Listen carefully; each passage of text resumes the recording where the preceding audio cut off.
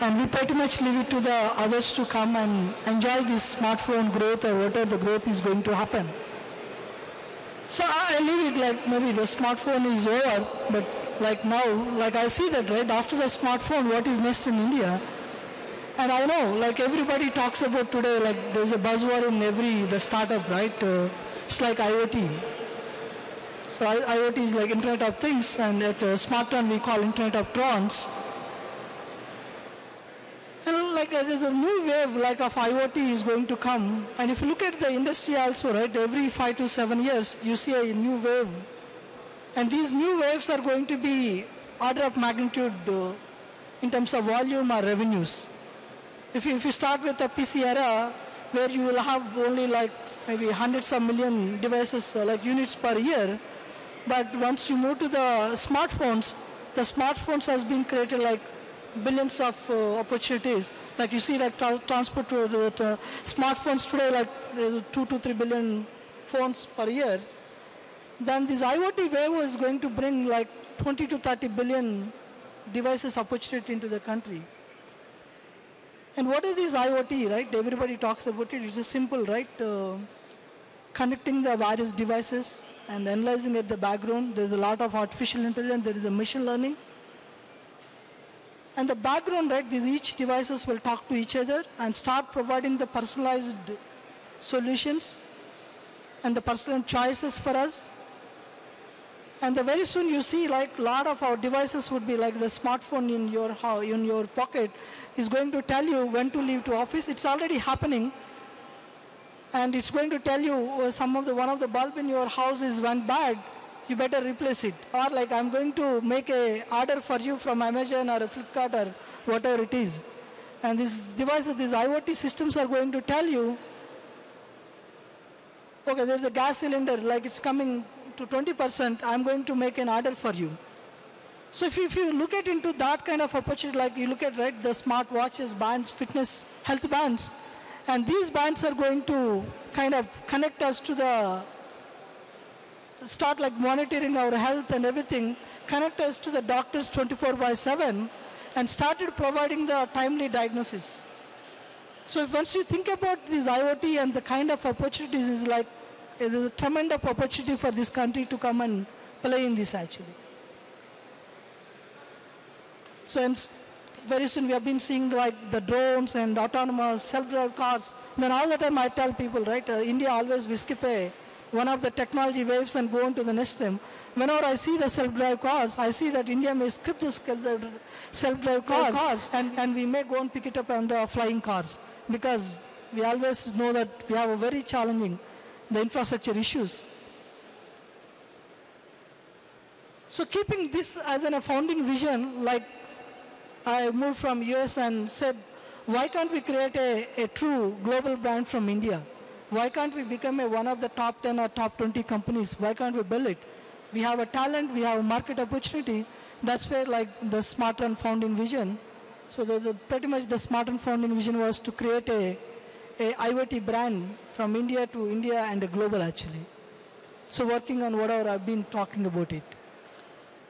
So if you see that, like you can look at the SmartRun install, and we have launched a T-phone and a T-book. That's the first one of the IoT enabled devices where you have a interconnection started happening, and there is a integrated cloud arcade services.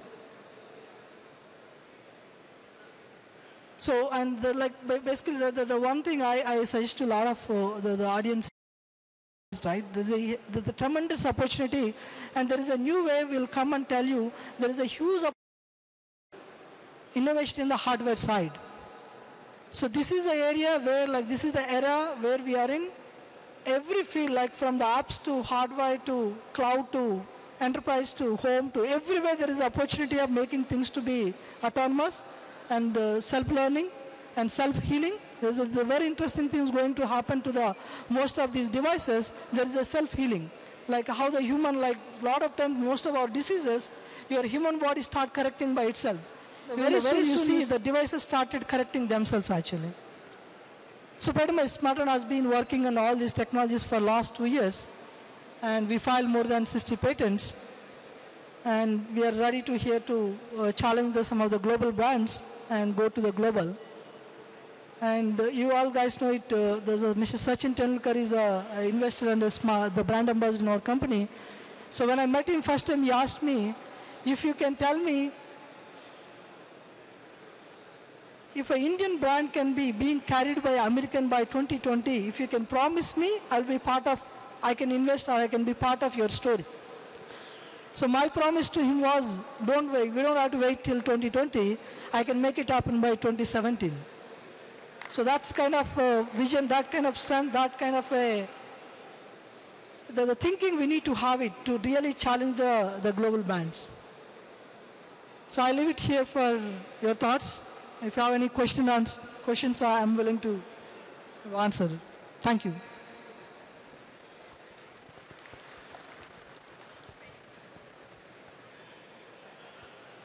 Any questions from the audience side?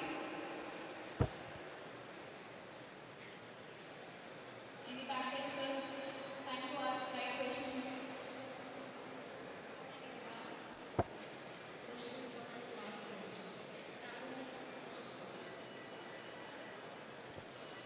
Thank you all. Good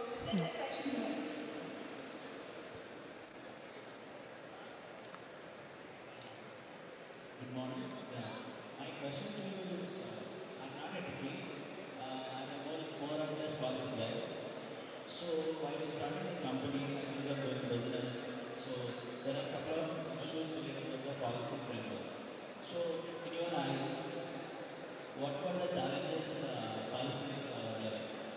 Okay, that's a good question. That's a very good question. So I think when we want to start the SmartRun as a company from India, a lot of suggestions to have a holding company in Singapore or like Mauritius or some other place, right? Ireland or US. There's like strong suggestion, right? Don't have the parent entity in India. Yeah, everybody knows that. Like one thing, first thing, I just told our auditors or like whatever, right? The guy said, I want to give a 15% stock options to the employees. They said, are you mad? You cannot have, your policies doesn't allow you. I said, man, today any startup is like it's like a human resources. Whatever the employees are building the companies, not the only founders, right? So there are a lot of challenges. But even though like the way I felt was like a lot of, we know it's some of the brands, right? They still like their head office are in Singapore or some other place. But I tell people, right, it's our country. Whatever the policies, whatever it is, let's face it as a challenge. Let's start cleaning up.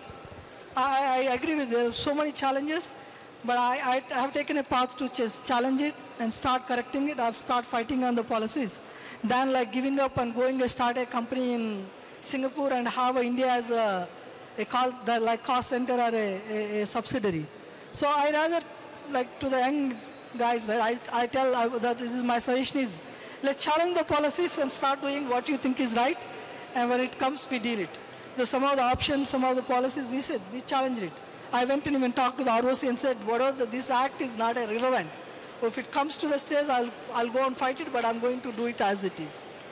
So we don't have to give up on it. There are challenges, but my suggestion is to start fighting on the challenges. But don't give up and go move out of the country. Thank you. Hi. With more of IoT devices, don't you think humans are becoming lazy? No. So I think a lot of times, right, this is a discussion, I always have it at our office, our colleagues, our friends and family, right? These IoT devices, like, it's going to make the human race to be leading in a better life and more productivity, more efficiency, more secure, more safety. See, it's like today, right, what is happening? All our lives, like you may have today, right, a lot of people still, we are surrounded by good technology. All we are like interacting with the devices. Today you have a laptop, you have a phone, you have a refrigerator, you have AC, you may have your own cloud. A lot of these devices are around you. But today like most of your time is going to manage these devices. Suppose, for example, like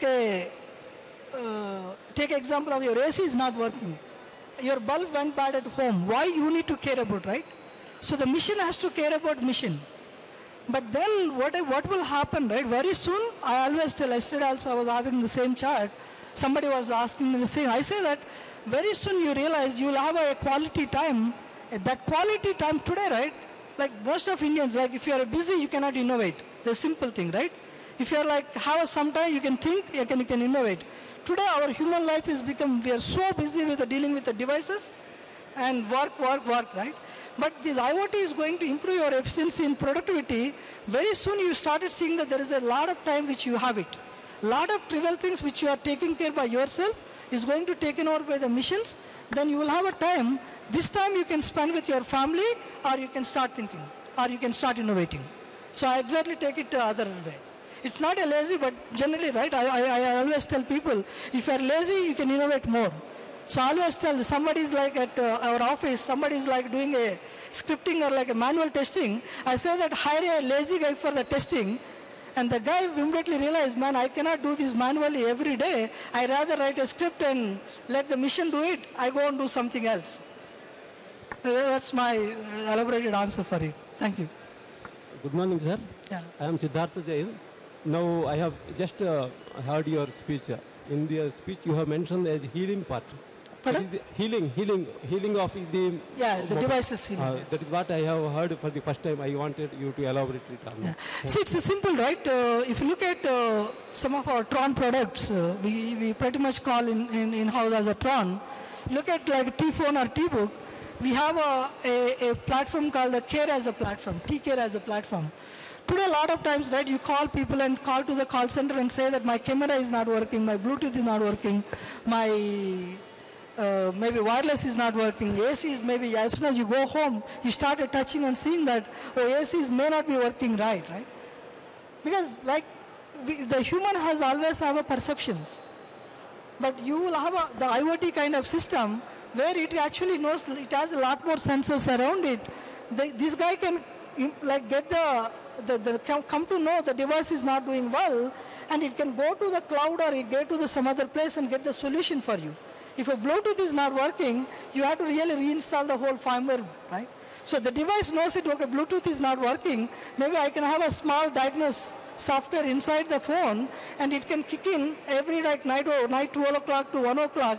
It runs through your device, and it finds, okay, some of these things are not working. I can actually go to the cloud, and I can have the cloud-based whole like AI-based the care center, and the device will start getting the things from there and just self-diagnose and self-fixes.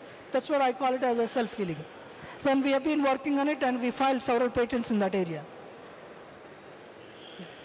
So I have two questions. One is, what is your IoT roadmap? And what is the framework you are providing for the IoT devices? Right. Good question. So the IoT roadmap, we plan to introduce our first IoT hub, which is like, I can proudly say people, right, it's going to be much superior than whatever you have seen with Amazon Echo or a Google On Home or a Apple HomeKit. And that device is, we are planning to launch it by end of this year. And from there, every year you will have versions of IoT hub. And the other interesting thing, we want to work with a lot of startups and ecosystem. Should I look at, right, some of the companies? Okay. So some of the companies, like if you look at like Samsung or Google or Apple, right, the biggest challenge with IoT, nobody can alone own this space. If somebody is like dreaming of alone owning the space, you're not going to really kind of create that the accelerated growth. Really, the IoT need that exponential growth in the whole scenario. So the IoT, we are coming up with our own framework with some of the open standards, and we are going to open this IoT framework to all the crowd actually. Then we are expecting the cloud, whatever it is, right, the startups to start innovating the new devices. So one other example I always give it to the people, everybody, right, the dream company would be Apple, right? So a lot of times we dream about Apple and we talk about Apple. About like a lot of people today, we talk about the devices or whatever the ecosystem they have created. But for me, whatever the Steve Jobs has given a gift to the world as an app store. Well, for me, like if you have to trade what is the greatest innovation in the last 10, 15 years, with no shame, I say that it's the app store. Because I always say that era before app store and after app store. So before App Store, you have only 5-6 companies started making the products like Microsoft, Oracle, SAP, or there are 5-6 companies. But the Steve Jobs has given a gift of App Store to the cloud, and every corner of the world started doing their companies. The App Store has been launched in a month or year. You saw like 10,000 companies has been registered just to work on the apps. And these 10,000 million companies, they are like more than like thousands of companies became recorded revenues of $1 million. And you look at it today, Uber or Ola, all these companies are because of the App Store concept. So we want to exactly get that the concept into the hardware actually. Because just like 10 years, it's once again the innovation in the hardware. We have come to a stage of software innovation. Now there is a new wave in the hardware innovation. So yeah, like every year we will start deploying our IoT hub, and there is a platform also comes in. After Apple will be one of the first guys where we will be deploying. We will be talking about a device story, and there is a platform story. So the platform will be launched every like March. Then we'll ask crowd to start work on the devices. Thank you. So good morning. The audience who are having the mic, please speak louder. Okay. Good morning. So my question is, by 2017, you're planning to go global, right? So what are the main milestones that you guys have? Like, is it improving software, or is it by launching more apps, or what exactly is the plan? So it's more than launching apps, right? We have Tronix as a platform. And there is if you look at, right, any like a story, right? So like if you look at like Apple as an example or Google as an example, they created the Android, they created a Gmail. They have some of the hooks, right? So similarly, like at Smartron also, we are working on the cloud or care or a services or a store. Even the store is going to the AI-based store. Once you have it, then we go and open up to the crowd actually. Then the crowd can start pushing some of their services through our platforms. So we don't have to like say that I will do like 100 apps and put it. We do the basic, that infrastructure or the basic, the whole Tronix platform, and we will invite the partners to be part of that story. And of course the devices also, we don't want to innovate like if you look at, right, we just launched only one phone. In this competition, in this phone, like in this like kind of a market, I'm challenging, I'm going to do a one phone per year, and this is a one model. It's like 4 GB, 64 GB. We don't want to confuse the user. Like phone, you have one phone, you have a laptop, you have one laptop.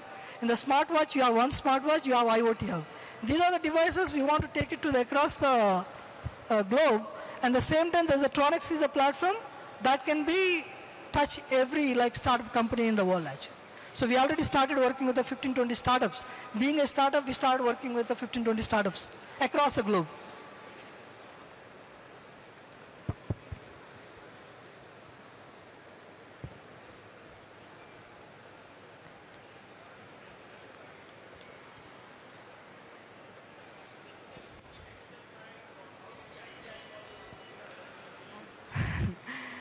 Hello? That's a good question. One second. I have a question. Let me answer his question. Yeah.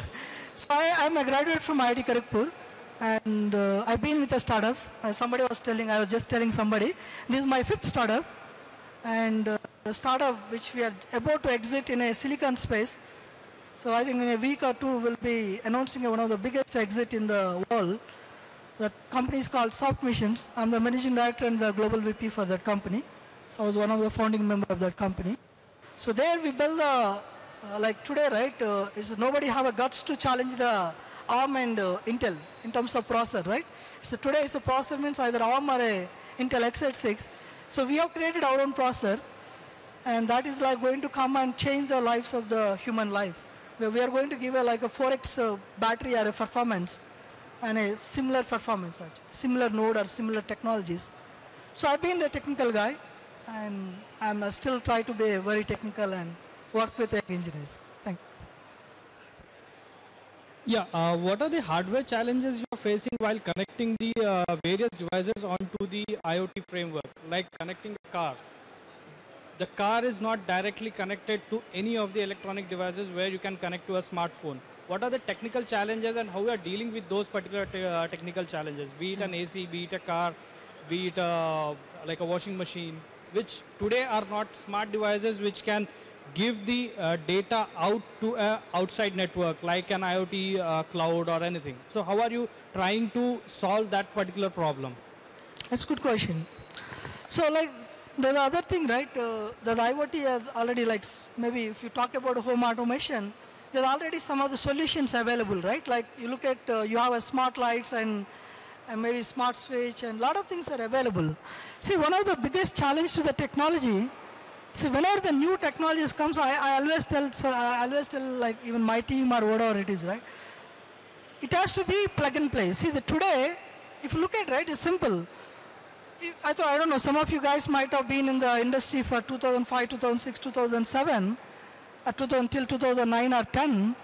If you have to install an application, you have to call your IT admin. Right? It's simple, right? You have to call an IT admin, the guy comes and install a software for you. But today, even your mom can install your WhatsApp by herself. Right? Just click and one click, it's over. See, today all this have been evolved because of the ease of operation. But at the same time, we have a huge challenge today. Like if you look at it, I don't think even myself can confidently say, I can install the printer by myself. I can install my router in like maybe in just 1 hour. If you buy a new router, you need to take a half day, sit at home and start installing it. If you buy a printer, most of the time I attempted, I cannot install it. I had to call my IT and he just run around for a whole day and install the printer for you. So that is a huge challenge for the connecting the IoT device to the centralized hub. So that's why, right, we have been working on a lot of these, one of the things we are working on, the configuration is the one thing. And other thing, right, like today, like if you look at any data, whatever is happening on your phone or home or anything, it's actually everything is available on the internet. That's one of the threat is going to, we see it. But we would be one of the first guys who would be coining the technology called personal data analytics. Today everybody knows about big data analytics. But we would be doing a lot of things on the personal data analytics. So it's your data, your band, your health, your home. I should be able to come up with a solution or a choice based on you and your home, your family. I cannot take your data into the big data or big cloud and started doing the data and started monetizing it. Today everybody try to do it to monetize the data and start selling it. But the SmartRun takes exactly opposite way and try to come up with a closed loop solutions where we try to do a personal data analytics and we try to provide a personal choice or a timely solution for you actually. So there's a huge challenge. We have been working on a very interesting way of plug and play of hardware. Where today you buy a bulb and you can just get it from shop and you can put it. But once you have IoT bulb, it's not going to that easy. But how are you going to solve that problem, right? That's exactly the reason we started working on the artificial intelligent T-store, Tron store. The Tron store is going to take a lot of those things actually. So everything, right, you need to think like 3 years ahead and start working today. If you really want to challenge the Google or Apple or the Amazon kind of the people.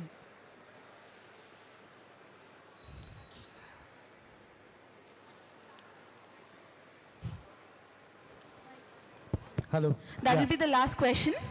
Okay, thanks for the opportunity. Are you in the energy space or discrete manufacturing with respect to IoT? Pardon?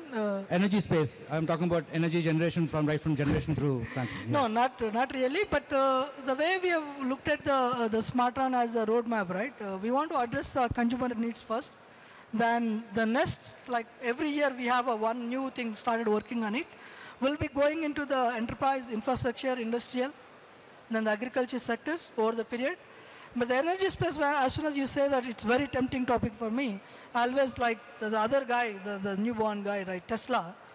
You look at the kind of innovation, the kind of thought process he's going to do it. Maybe one day, if I have more bandwidth, I'll be start working on something like a solar city. Right, that's extremely good concept of coming with the solar grids. You have your own energy cylinder. Like today we buy the gas cylinder. Very soon you see that every house will have there is electrical cylinders. So there's interesting thoughts behind our thought processes, but we need to see it. Right? The SmartRun is pretty much more into the device space and the platform and ecosystem space. Thank you. Thank you, guys. A round of applause for the speaker. Thank you so much, sir. Can I request Mr. Naveen Kumar, Mr. Vivek to come and hand over a token of appreciation? Can I have Mr. Narsireddy on the stage to accept the token of appreciation? Please.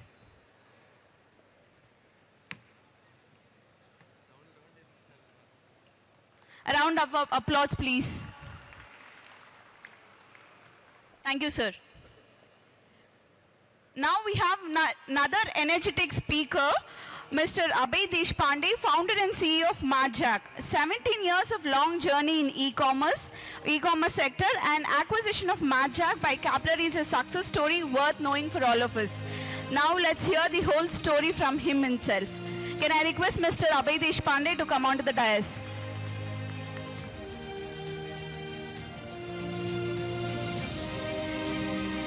Good morning.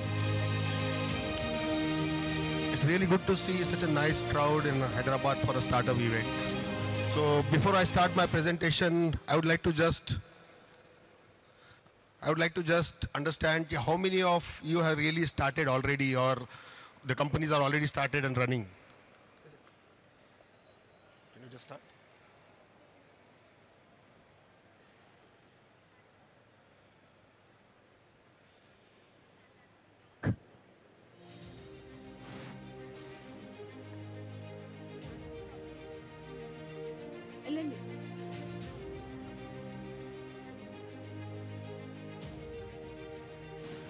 Just give me a minute, he's just loading the presentation. So how many of you have already running a startup? Can you raise hands? Quite a good number. How many of you have raised the VC money?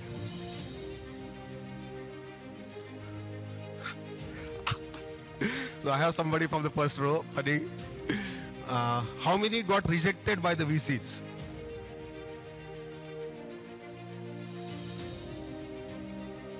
Rejection is also looks like a less number here.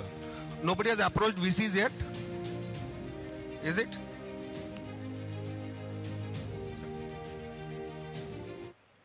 Right. So I will add VCs and angels. So how many of you got rejected by VCs and angels?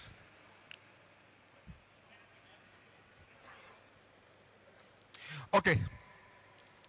So I'm going to share few learnings of my 17 years of journey in e-commerce and as an entrepreneur, and more going to talk about rejections and I think what I learned from the rejections which I got in the last 17 years. So I call my journey as like the rejections actually give me a lot of learning, and I talk about the power of rejections which I have got in last 17 years.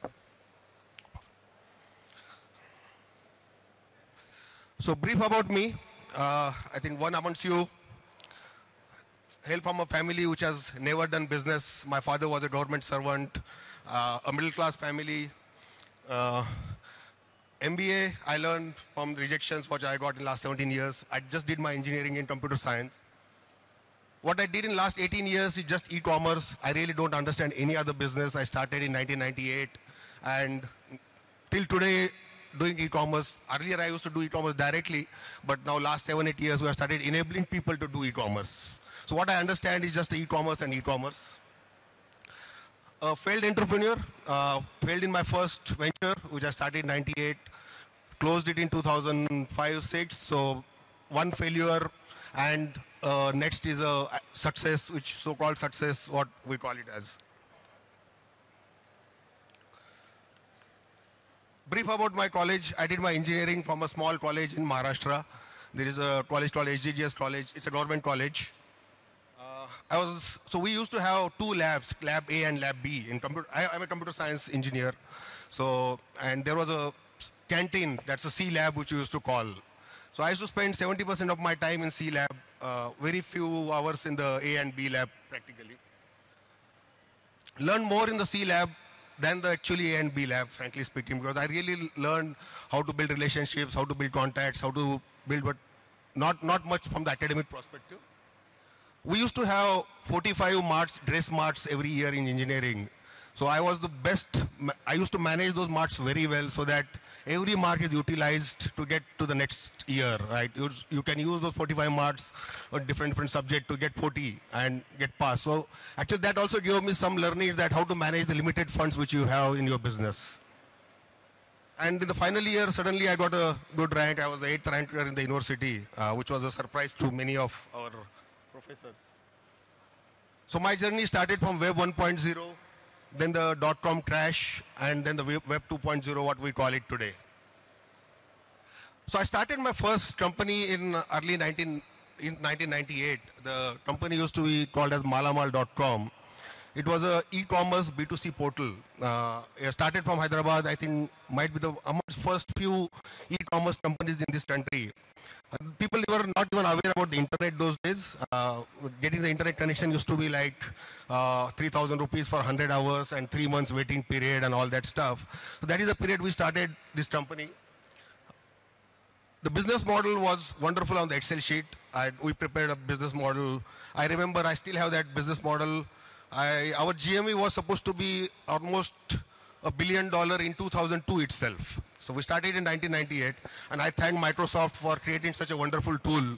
This is very helpful for the entrepreneurs to really show the big dream to the investors, as well as to feel happy inside also that we're working on such a large business. So we created a business plan in 98. I went to the investors, and we could get some funding there, but the business plan, as per the plan, it was supposed to be $1 billion business by 2002, but whole India's e-commerce was not even 100 million that time by 2002, 2003. But we got some angel funding, we raised some first round of funding in this company. But then again, 2000, we did a lot of innovation disruptions during that period because we had limited funds, 1 crore rupee funding, the first angel funding, and then some more money came in. But by the time we did some Rakhi and some innovations in the Indian context, which actually gave us really a good connect with the consumers. But the real market was not ready. If you ask me, 98, 99, the India was not ready for e-commerce. Credit card penetration was almost zero. Logistic companies were not ready for e-commerce. So we were pretty 8 to 10 years ahead of the time. Frankly, we should have started Malamal in 2004 or 2005 that we started in 1998.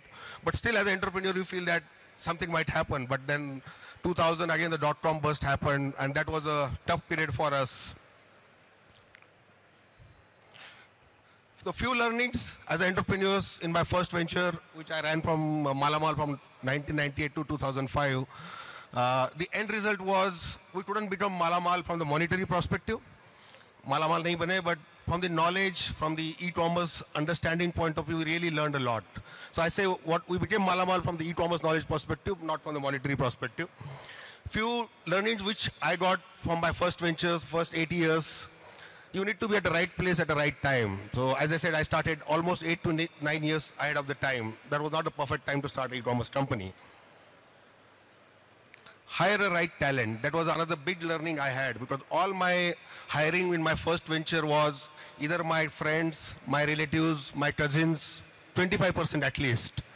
And I thought I will build a world-class company, a global company on base of these people. But then I realized that until unless you have a right talent, a talent which can really understand your vision and work with you, you cannot build a large-scale company with this kind of talent. So you need to really hire a right talent. Even if you don't hire 10 people, if you have a requirement of 10, hire 4, but hire right talent. Starting team, the founding team is a very, very important factor. And unfortunately, in my first company, I was the single-man army. I started it, and I didn't have a very strong founding team. So I learned that if you really wanted to make it big, you need to have a good co-founders, good team around you to really build it large. You can't, alone building it will be not that easy. This is my team of Martjack, so we'll talk about them. So this is the founding team which we started Martjack together. Learn to say no, that is another thing which, so we had, when I started Malamal in we had one of the company from Bombay come in and offering us a very good exit offer. Like it was almost a $4 million, 25 crore rupees offer to buy our company. But we said no to that. And there were some other reasons behind it, because the intent of the buyer were not really clear, and the company was very small, like it was 35 lakhs GMV, and we got an offer of 25 crores. And after that, I remember no one gave us even a 50 lakh rupees offer for next 7 years. So sometimes we used to feel that, what did we take the right decision or not? But then, if you look at now, I feel that if we would have sold that, this story would not have got created. So, and that time we felt that that was not the right partner for us to sell. So we took a decision. So we need to really learn to say no. The another learning that you need to really manage the investor expectations with your conviction. So during the Malamal days, I remember many of my investors used to say, Abhay, let's open offline stores. let's open a store in Bombay, let's open a store in Delhi, and that might scale. And with the online anyway, people are not buying yet. But and we'll fund you more. But I really felt that if I am not made for the retail business at the brick and mortar space, I really want to build something which is scalable. So we said no. There was some option we had where people were ready to invest if we would have gone offline, but we were not comfortable. So we actually said no and didn't take that money from them. So it really managed the future investors or existing investors' expectations with your conviction. So those 7 years of 98 to 2005 was the early days of e-commerce, and we really learned a lot how exactly the whole consumer behavior on the digital space is happening, how consumers are buying.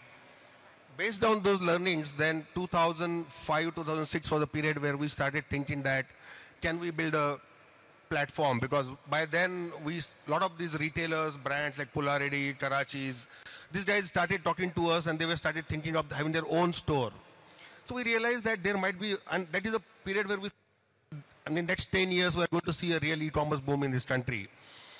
In that scenario, knowing the Indian retailers or Indian brands who are not tech savvy, who don't understand technology, who feel that technology is not for them, we built something. And that is where the whole idea of MartJack came in.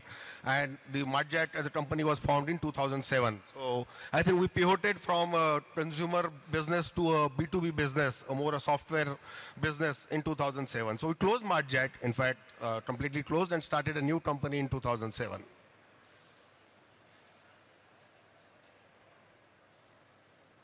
This was again a journey with a small office in Krishna Plaza, Khairatabad. We still have that office. We kept that office with us. It's a 400 square feet office with three people team, because we had 60 people team in Malamal, but subsequently we had to let go most of them because we were not in a position to really take care of them. An old scooter and 3.5 crores liability personally on me and the company. That's where we started. And as I said, I'm a son of a government servant, so we never had any financial liberty to really pay off that from our own earnings. So we just said, let us continue, and that's on that basis this company was formed. And a dream to really build a large software/SaaS business from this country.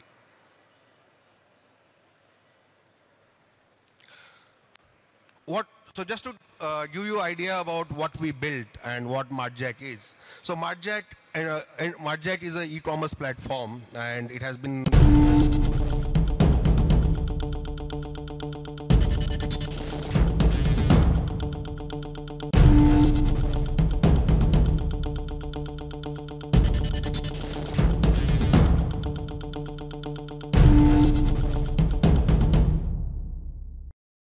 brands used our service platform, 250 enterprise customers.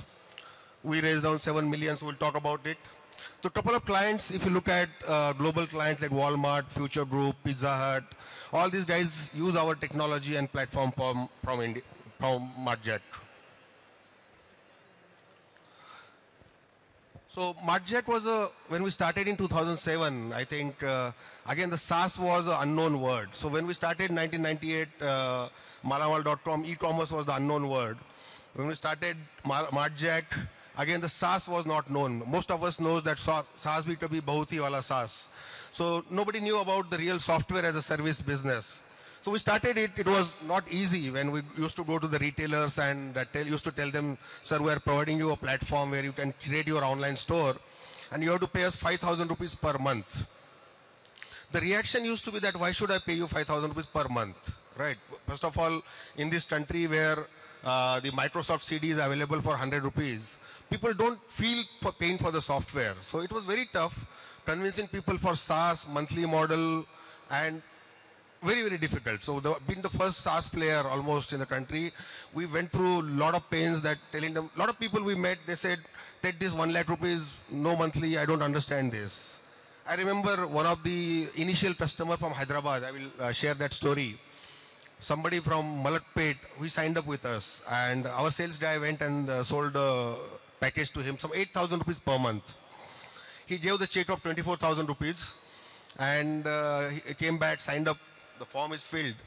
And next day morning, we found his clerk or office boy in our office. He said, sir, I'm here because I wanted to collect a source code. He said, please give me a CD. My boss has asked me to go and collect a source code because he has bought the software. I said, about 24,000 rupees, you want the whole source, 8,000 rupees per month. So that was the understanding. One of the clients from Delhi who was doing good business with us online, one fine day we found that his store was under maintenance. He put a board on the website that under maintenance or something. So our guys, the customer support guys got what happened. So they called him. So the guy said, boss, he's from Delhi, so he used to have an offline store and online store. They said, I'm on vacations for 3 days. I'm in Mussoorie. So I closed my offline store and I closed my online store also. So that was the understanding of the retail when we started MartJack. And people were like, they used to sign up, but then monthly when they used to get invoice of 5,000 rupees, they said, why am I paying you? Because until you are not providing me any service, your software is already ready, why are you charging us? That was the fundamental question. Then we realized that India is not the country for software as a service, it's a country for software and a service. So people understand software and a service, they don't understand purely software as a service. So we changed the model subsequently, looking at those learnings which we had. This is another thing which was the toughest in our journey. So starting in 2007, we thought we'll build a product, we'll go to the VCs. VCs will give us a grand welcome, they will give us a term sheet, like all the glorified things which are happening in the market by then. And we'll raise 5-10 millions easily and the business will grow pretty fast. But to our surprise, we didn't get any VC investment in the whole of our journey. We ended up raising $7 million for this company. That was a big amount from, if we look at from the angel perspective. And that money was raised from 75 investors. So I had 75 plus investors on my cap table, which many people were like surprised that how can you manage 75 investors? And all the 75 investors invested in those 8 years of the journey. So the company started in May 2007, got acquired in September. It's a 100-month journey.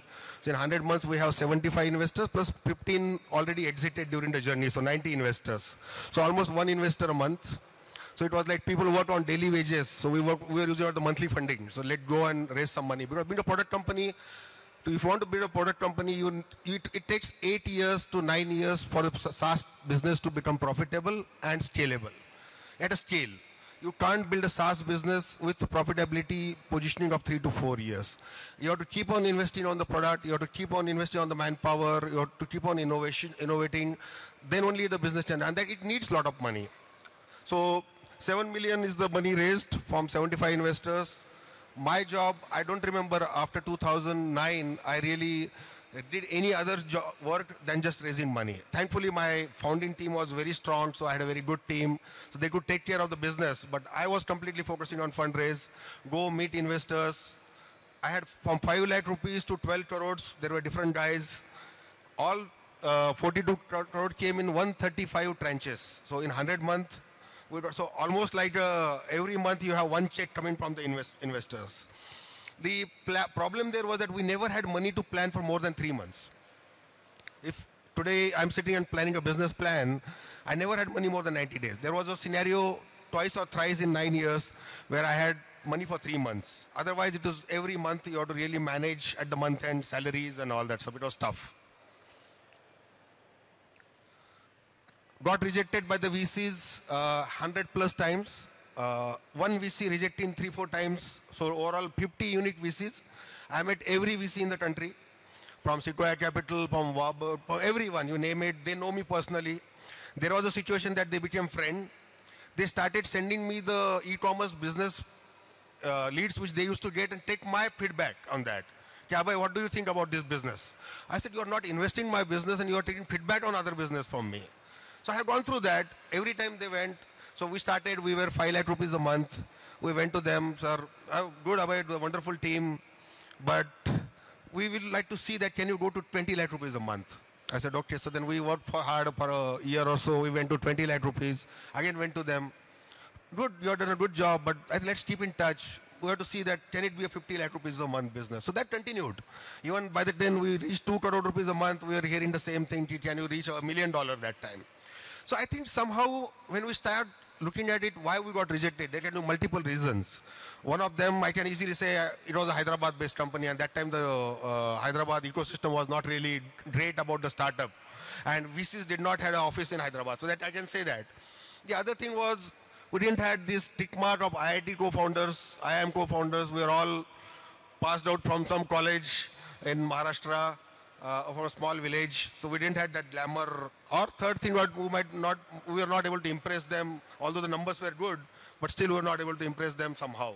But the end result is that we got rejected 100 plus times from 50 unique visits.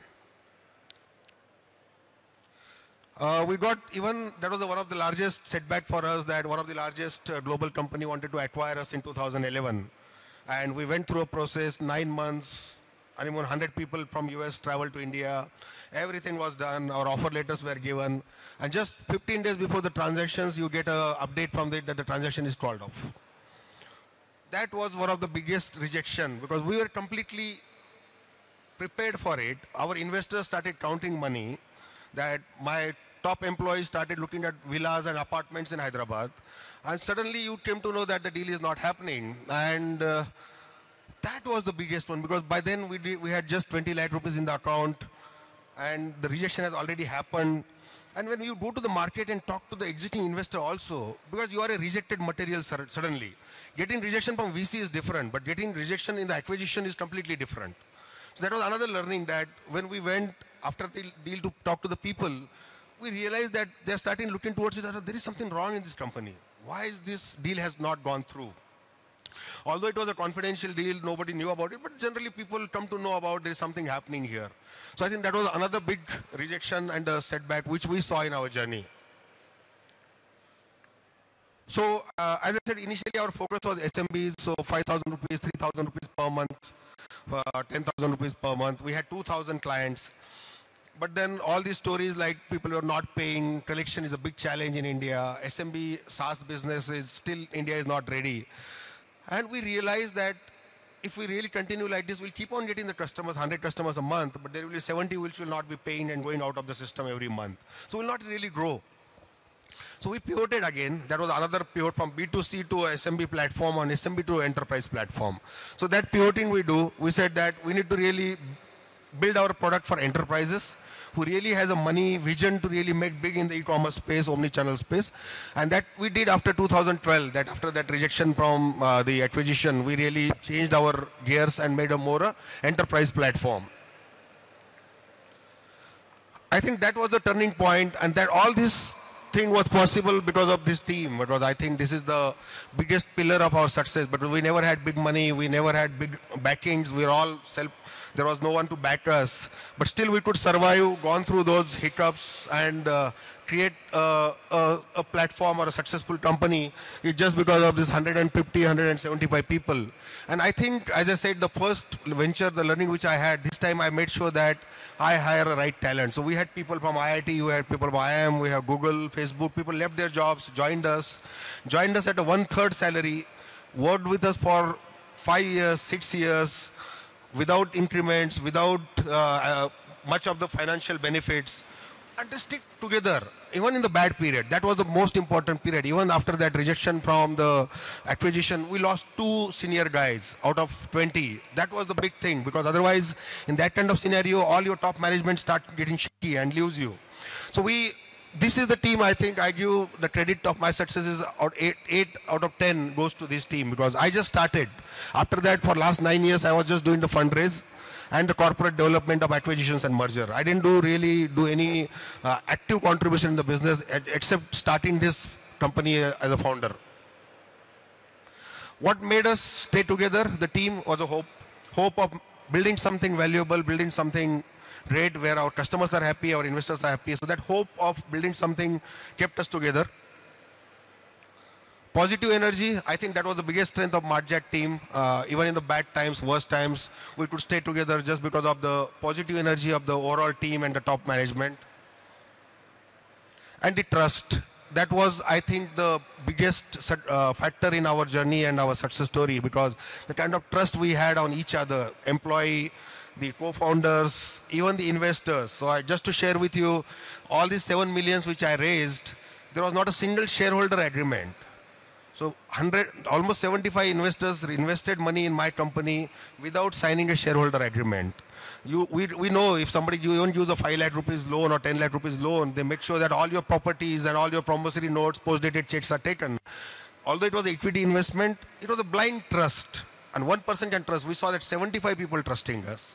And then apart from the 7 million, we had around 14-15 crores loan on the company, which I took personally. That loan also was given by people in Hyderabad and a couple of my friends. Was again, but they knew that I don't have any backing, I don't have any of properties where I can repay them. But that trust is something which made us stay together, our investors really to support us. So I think that was the most important factor. Then we scaled fast after 2012. That was a real growth. We had 50, 100 enterprise customers. We reached to a $5-6 million annual run rate kind of revenue, $5 million. And I think that was a 2012, 2015, we almost become profitable. We actually really started, we realized that there's nobody is going to fund us. That was a clear-cut understanding that we are not going to get funded. Let us build our own business, let's make it profitable. And that focus actually helped us further. And last year, September, our acquisition happened. So the Capillary, Singapore-based CRM company, they acquired us. So I treat it as a marriage because generally when you get acquired, it's like a marriage. So it was 8 months negotiation and all that stuff, but then the deal went through on September. As I said, this Capillary, this deal was funded by Warburg Pincus, which is one of the largest global VC. And then the Sequoia and Norwest are already the investors in that company. Life after marriage, it's been 1 year. I think 4th of September we'll be completing 1 year of the first anniversary of the transaction. Nothing has changed except I don't have to go to the angel investors to raise money. That gives me 70% of the time. There is a money in the bank, so I don't have to worry about every monthly salaries. So I will just share something about that. So out of these 100 months, so there were 60, 70 months, almost 60 months, where our salary used to be around, say, 60 lakh rupees. And on 5th, we used to make salary on 5th. That was the last date because that we used to get money from clients between 1, 2, 3. And on the 3rd, we used to have 8 lakhs or 10 lakhs. There's a huge gap between the payables and the salary which we had to pay. What used to happen, out of the 60 times, almost 55 times, we got some money on 5th. So in first 3-4 times, I was under a lot of pressure, tension, what will happen now? Because see, for us, 80% was our cost was employees, salaries, right? As a product company, there was nothing else. Office rent, electricity, telephone, and the rent. Major is this. So I started getting the confidence, and even in Hindi they say, "Jhako rake saiya maar sake na koi." So if there is somebody who was supporting us, he used to stretch it further, and at the last moment he used to leave it. Okay, on 5th we used to get money. So almost 55 times out of the 60 times we got money on 5th where the salaries were paid. So now I don't have to go through that tensions. Thankfully the salary happens on 29th. That's a big change for me as well as all my team.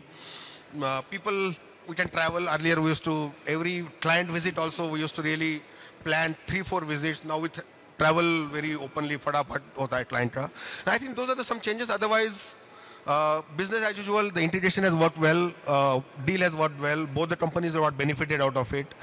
No attrition, we haven't lost a single senior profile even after the acquisition. Generally that happens in most of the deals. In our case, most of the team is with us. A couple of them have left recently, but because of their personal reasons, not for the acquisition reason.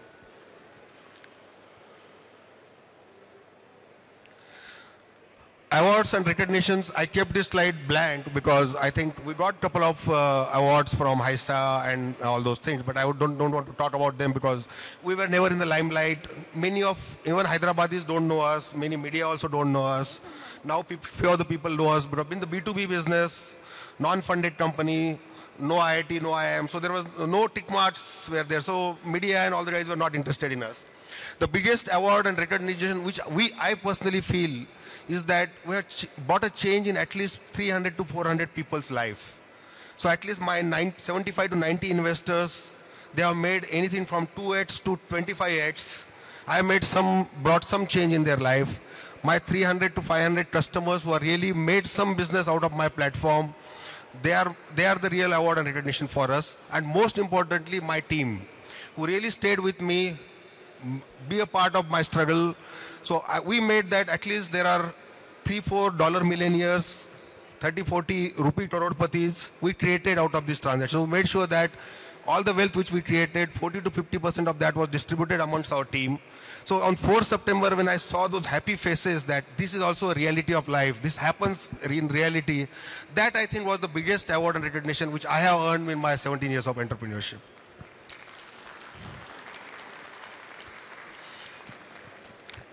Rest, few lessons, I think dream big. Without that, nothing happens. You have to do that. Rejections is going to happen. You need to really take every rejection in a positive sense, learn out of it and fight.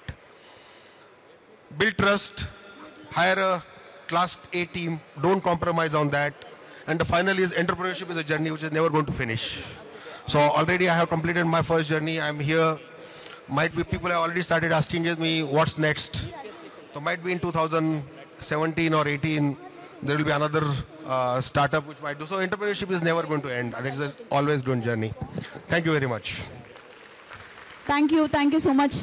With interest of time, I'll only limit one person to ask a question, and I request you to keep it short, please. Hello. Hello, sir. Thank you so much for sharing your journey. It was very, very inspiring for all of us. Just a quick question. What, according to you, is the most important element to make a startup successful? Is it the timing? Is it funding? Is it the promoter? Is it the team? So what, according to you, is the most important element? I think there are multiple things contributing to that. It took me 17 years to build a success. So, and with a lot of ups and downs, more downs and very less ups. I think the fundamental thing which I feel, if I have to give, as I said, I will give that team. I think if you have a sound, solid, committed team, you can build a, then nothing can stop you. Because even if you look at our journey, we never were funded, we never had big money, but we could still pivot multiple times. The team stayed together. If I would have lost Nitin, my co-founder in technology, if we would have lost my co-founder Operation Kasliwal, I would not have been able to survive this. So what helped us, even in the bad and worst period where the electricity bill we're not in a position to pay electricity bill, our PF were pending for 7 months, there was non-bailable warrant would have come. That luckily they didn't come. Even that period, staying together and working together was the biggest asset. So I feel that if you have a good team which has a trust on each other, on capabilities of each other, that is the 50% of the thing is done. Rest, luck is very important. Again, I can tell you luck is very important, and that has to support. 17 years that didn't support us, last it supported us. So that's it. Thank you. Can I request Mr. Srikanth from Hyderabad Angels to hand over the memento to Mr. Abhay Deshpande as token of appreciation?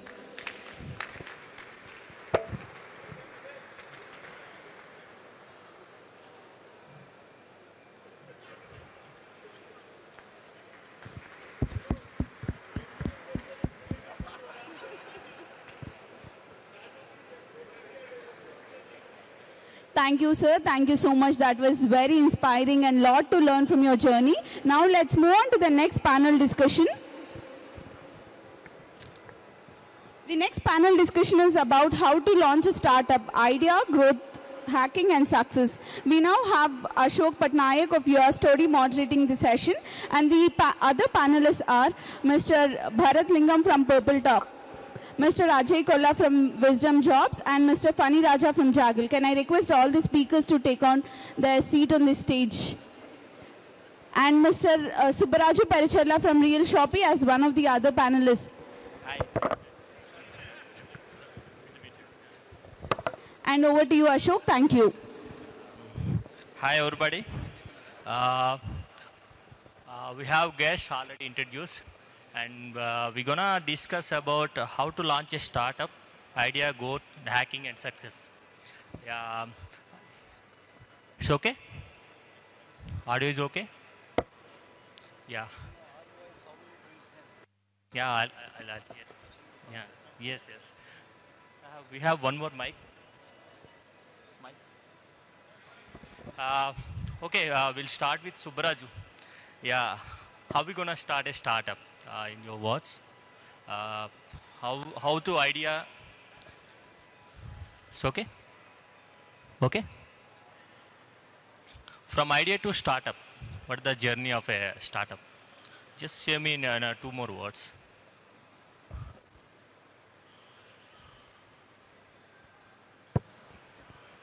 Hi, good morning all. Basically it looks like an easy question, but it needed so much effort to tell about like how we start basically. See, most of the times, let me represent startup leadership program so that I can give some examples more than my entrepreneurial journey. So idea is a very essential part of any entrepreneurship, but we should not stop at idea. Basically, until you execute the idea, you definitely don't have any kind of a beginning in your business. And a startup is a business. A business purpose is to do business. A startup is not just something that you will build for someone else to invest and then continue kind of a thing. But all I would want to say is, starting a startup is nothing but execute whatever you think that your idea can be a business. Just start executing it. That's how it starts with the entrepreneurial journey. That is my... Oh, great. That's a good answer. And this question for Bharat. Yeah, hi. Hi, Bharat.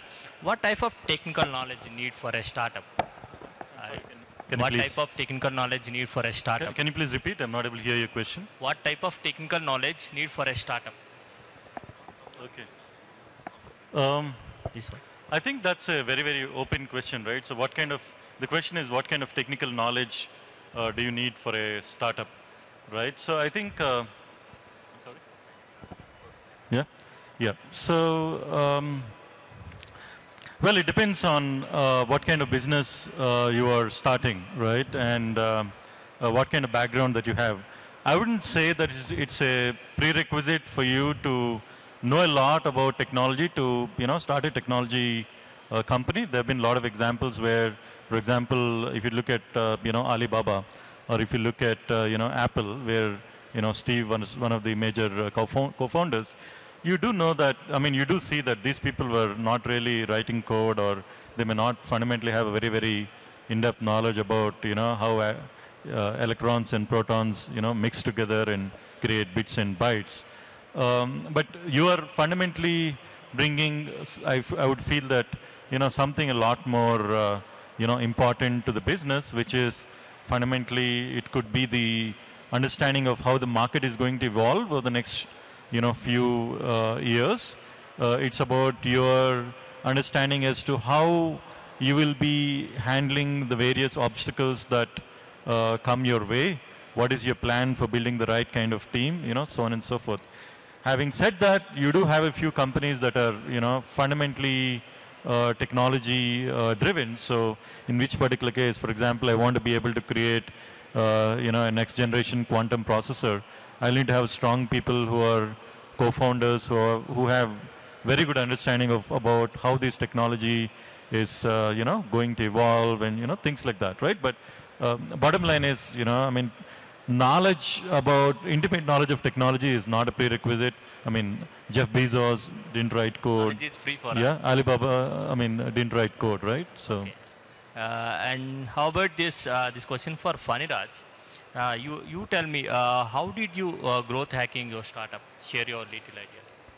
Hello, guys. All of you look very bored. Can you hear me? Yes. Okay, sure, great. So, the question is about growth hacking. I started when I was 17. Okay, so fresh out of school, 11th class, and, was selling t-shirts and making, some money on the sites. So, this word called hacking, actually, I come from Rayalaseema, so hacking has a different meaning, okay, in, that part of the state.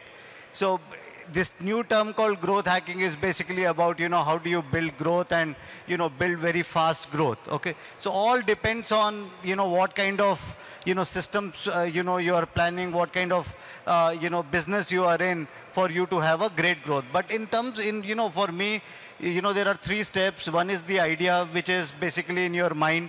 Then is like you do a POC kind of thing. Post POC, you actually get into a MVP. So once a MVP is done, post that you can look at various scenarios, and there are like this startup ecosystem is there. So you meet a lot of people, who could actually indirectly help you. And these kind of ecosystem will help you, to hack growth faster, is what is my thought. This is for Ajay. Yeah, is there a startup needed for a hackathon for recruiting more talent? Is there any another way to recruit? Coding kind of thing you are asking about? Yeah. So I can say the coding and the hackathon, any kind of thing. Instead of that, I think most of the people need something like hungriness on the learning. I don't think so. Even whatever the team we hired for the Wisdom in the last 5 years of thing. Most of the times I used to go with the freshers to hire from the company. Almost 95% of employees in the Wisdom, we tried with the freshers. Only the 5% of people like where we need to be just like an instant and immediate kind of output. And I don't hire any kind of people to just to know, are you worked or are you know, or are you learned or are you trained somewhere. So we are going to hire them like if really the person is really needs a job and the person really need, like I can say like will and skill issue. The skill we can train at any point of time. We cannot train them from any kind of thing. It has to come from the genetically. It has to come from the hungriness of learning or hungriness of the money, hungriness of to do something else. So we are going to follow that type of minimum kind of thing as a will issue should not be there with any kind of job seeker to hire the candidate. So there is a major thing what we tried and we got success on that. And then if we are able to generate the blood of the same company, then automatically it's going to be, they are going to continue with your company. And almost, as I told you, like from the 6 years of Wisdom, we almost, can you imagine that more than the 30 people who working more than 5 years with the Wisdom. So almost even most of the people, if he's really completed 6 months of period with the Wisdom, he's going to continue with more than 2 years. So there is a success rate what we've seen in the Wisdom. Yes. That is the thing about the hackathon. Yeah. This question for funny. Yeah. You tell me, what is the success of a startup? You mean, what is the success of a startup? What is the time to exit from startup to independent company? So, when you ask me a question that, what is success for a startup and, what is the time to exit? So Facebook is still called a startup after like what, 9-10 years, right? Yes. And Google is still called a startup after like what, around 17-18 years. So success to a startup, could mean different thing to, different people. To Abhay, it would have been if he would have got angel funding or VC funding, it would have been success. For some people, okay, achieving certain growth would be success. To some people, actually exiting or bringing in a partner would be success. To some, taking it to IPO could be success. To somebody who could actually build a value proposition which is going to be very, very long lasting could be a success. Time to exit, is anywhere between 3 months to 30 years to never ending. Oh, that's... So that is how I see, a lot of companies, just ideas are sold. I personally invested in a company, when it was just on a paper. And we invested 2.4 crores in that company. Today the company is in 2008. Today's the company valuation is 350 odd crores, right? But the entrepreneur who is running it still wants to make it 1,000 crores. So for him, 300 crore valuation is not success. Whereas for us, we have multiplied our money multiple times. Okay. So it is different to different people. This for Subraju, yeah. What is the current startup scenario, compared to other cities like Bangalore? We are far away from Bangalore. Is there this opinion is good for Hyderabad, or is it different? Yeah. Comparison is always very dangerous. But in my opinion, as a city, we are actually growing far better than any other place in India at this point in time.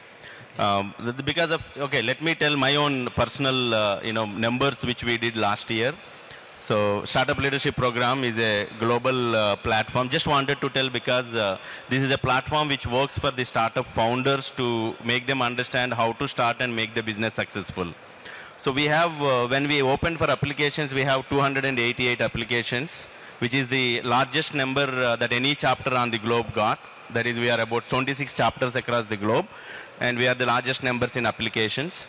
we as a program leading team, we met 100 people personally to interview and select 25 startups. And out of 25 startups, 30 to 40% of them are no need of funding, they are already doing good. And 30 to 40% were just started and trying to do something. And the other 30% people were either they have started, they failed and again trying to start, and they're at a juncture where what they wanted to do. This is how we made the entire team. All the 25 startups, if we say the people, there are 2-3 people have different engagements now, but 20 to 22 startups are doing wonderful. Out of them, few of them have actually tried raising money, and some of them are in positive discussions with people. So I'm giving this number because this is one such platform. We have multiple things happening in Hyderabad, like Founders Institute is there, and then we have Sparkton came up, we have T-Hub is happening wherever we go. So in the country, wherever we go, there one question is very inevitable, that is about T-Hub.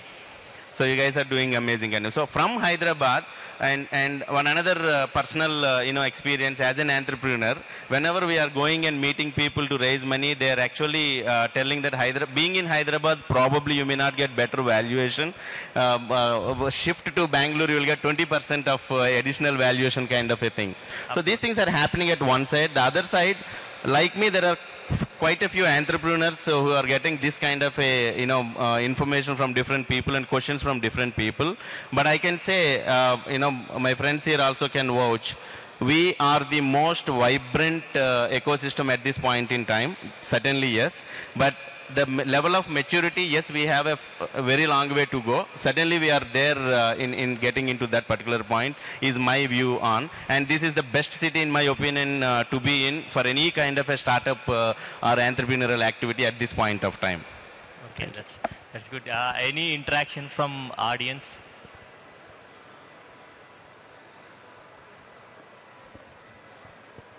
So no one is there?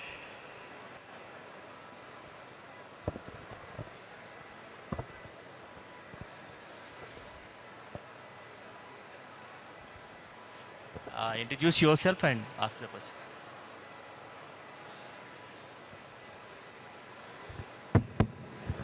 Yeah, hi, my name is Sailesh, and we are in the school education business, one of our businesses. We've been trying to get funding for the school education business in a decent way. We've been in the business for about 10 years now, and we are doing about 20 crores. And we need that kind of a leap forward, especially in the low percentage of, if you take a look at the valuation of these kind of education companies. We are not in the online business, by the way. We are in brick and mortar business totally. So what are the ideas that you have for brick and mortar business to be investing in, especially when you're seen with your kind of experience in investing in probably online kind of space now? Yeah, funny. No, actually, he is looking at the investment point of view in education I think, system. Yeah. So the question is, why do you need investment, right? So if you're looking at creating a, if you have the opportunity to create a billion-dollar business, that's when your VC would be interested in, right? Typically, if you're talking about at a 20 crore, top line, I think that you're really looking at something like a VC investment. No, he's at this point in time. That, investment for technology growth. We have an education system like first standard, second standard, like kind of 10th standard. That's not that innovation comes under education system. It has to be changed, right? That's what he is trying to interact with. Well, let me rephrase it. The idea of investing in a technology business vis-a-vis a brick and mortar business. Yes. So if you can expand on that, it would be great. Yes. Yeah, I think it's primarily about scale, right? How fast can you scale and get to that $100 million plus top line? If you have a business model which can potentially scale very, very aggressively, like a hockey stick model, as they call it, and if you have some proof of concepts, right? So you have executed this business model on a smaller scale, and therefore, more or less, the risk of the idea is not there. It's only about, and the model has been proven. You just need money to, to scale up very quickly. That's when people would be interested in, pumping in money. Yeah. Sorry. Yeah. So, See, I mean, just to say it is not just technology when you talk about entrepreneurial or a startup. So there are quite a few investments that are happening. If you go back and Google it, even from the Hyderabad itself, you have, afternoon you have a panel, this question can be answered there also.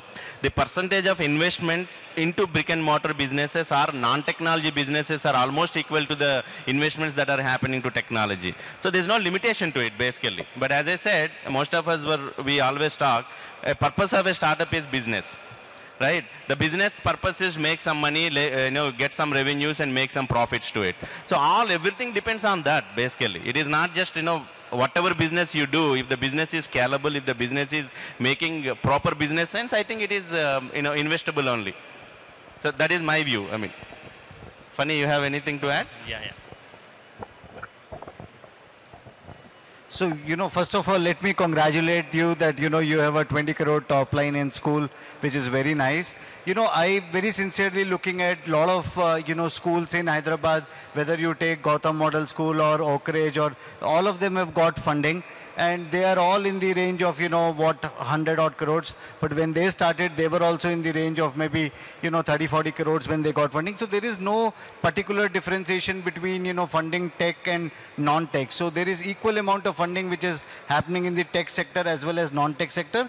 The key would be the use of funds. So what are you using the funds for? So if you are going to use it for like working capital, okay, basically, then it's a very different question. No VC would be interested in, right? Because VC would typically look at that if I have $X, how can I make X square, X cube, and so forth, right?